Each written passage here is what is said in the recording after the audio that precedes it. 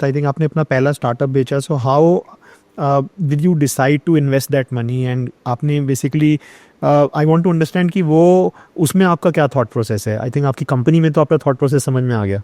Right यार, बहुत ही confusing था जब मैंने कंपनी सेल करी थी. I was 26 years old. 6 दिसंबर 2021 को पैसा बैंक में आया था.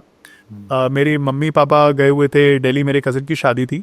और ऑफ कोर्स मतलब सडनली आप बैंक के बैलेंस देखते हो और मोबाइल नंबर जितना बड़ा बैंक बैलेंस आया, या शायद प्लस माइनस 1 डिजिट व्हाटएवर, तो एक फीलिंग आती है, पैनिक फील होता है. बिकॉज सभी लोग बोलते हैं कि पैसा कमाने से ज़्यादा मुश्किल होता है उस पैसे को रिटेन करना, मेंटेन करना एंड ग्रो कराना.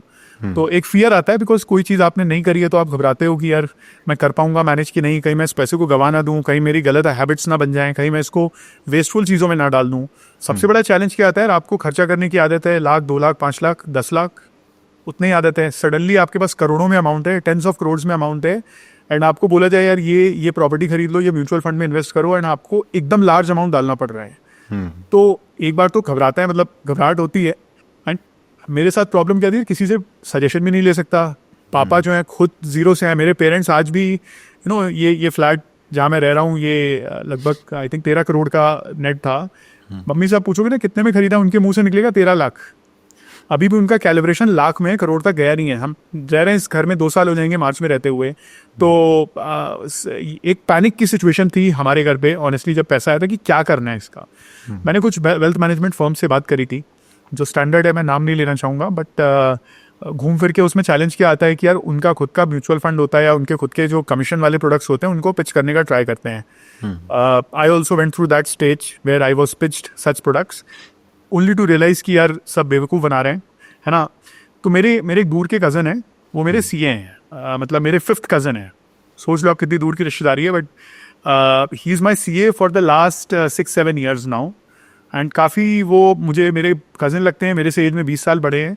तो वो काफ़ी अपने छोटे भाई की तरह मुझे एकदम अनबायस्ड फेयर एडवाइस देते हैं. तो मैं उनकी बात आँख बंद करके मानता हूँ. तो उन्होंने मुझे पूरा कैलकुलेशन करके बताया था, जो रियल एस्टेट में इन्वेस्ट अगर करते हैं तो गवर्नमेंट का रूल है कि अगर आप अनलिस्टेड कैपिटल गेन हो रहा है, right, long term capital gain on unlisted securities which is company के शेयर्स आप बेच रहे हो, तो उसमें उस टाइम पे, अभी तो रूल चेंज हो गए, बट उस टाइम पे 2021-22 में 20% प्लस सरचार्ज आपका टैक्स लाइबिलिटी आती थी. अभी सरचार्ज का स्लैब कम कर दिया गया है, 37% था उस टाइम पे. Surcharge is basically additional tax on top of your income tax.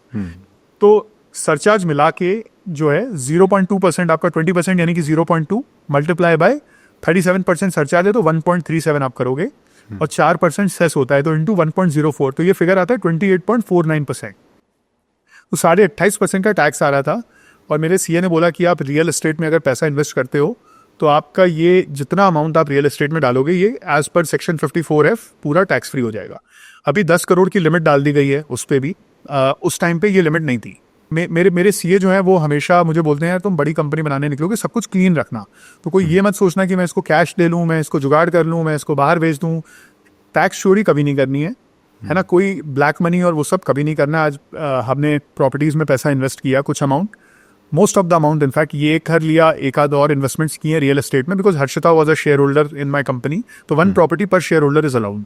तो मैं, मेरी वाइफ हर्षिता और मेरे मम्मी, मेरे पापा, हम चारों लोग मेरी कंपनी में शेयर होल्डर्स थे. तो हर एक को एक प्रॉपर्टी का गवर्नमेंट अपॉर्चुनिटी अलाउ करती है as per the law. So accordingly हमने रियल एस्टेट इन्वेस्टमेंट्स करे हैं. उसमें मैथ सिंपल सी है कि मान लीजिए आपको 100 रुपये का कैपिटल गेन हुआ. अब 100 रुपये को अगर आप प्रॉपर्टी में इन्वेस्ट नहीं करते हो तो वो अमाउंट हो जाता है आपका 71.5 रुपीज़. 28.5% टैक्स लग गया. बट अगर आप रियल एस्टेट में इन्वेस्ट करते हो, ठीक है, 100 रुपये आपने प्रॉपर्टी में डाल दिए, 100 रुपये अज्यूमिंग कि उसमें स्टैम्प ड्यूटी ब्रोकरेज सब आ गया, गवर्नमेंट अलाउ करती है कि आपके उस प्रॉपर्टी को खरीदने में जितने खर्चे लगे सब आप प्रॉपर्टी के एक्सपेंस में जोड़ सकते हो. तो मैंने 100 रुपये की प्रॉपर्टी खरीदी.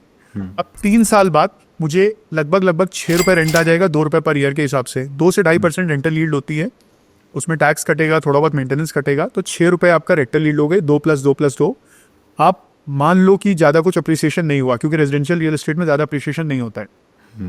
तो 4 से 5 रुपये आप मान के चलो आपका अप्रिसिएशन हो गया टोटल, पर ईयर भी नहीं, 3 साल के across. So as per law 3 साल आपको प्रॉपर्टी होल्ड करनी होती है.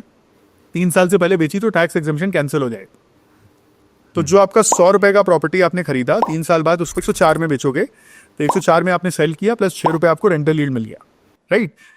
तो नेट नेट आपका जो 71.5 रुपीज होता वो 110 रुपए हो गया। अगर आप टैक्स पे करते और आप रियल एस्टेट नहीं करते तो आप 71.5 पे जाते, रियल एस्टेट लिया तो आप 110 पे चले गए।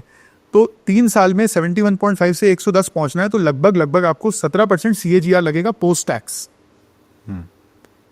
गारंटीड CAGR आना चाहिए 17% for you to match the real estate returns, right, on this in this situation.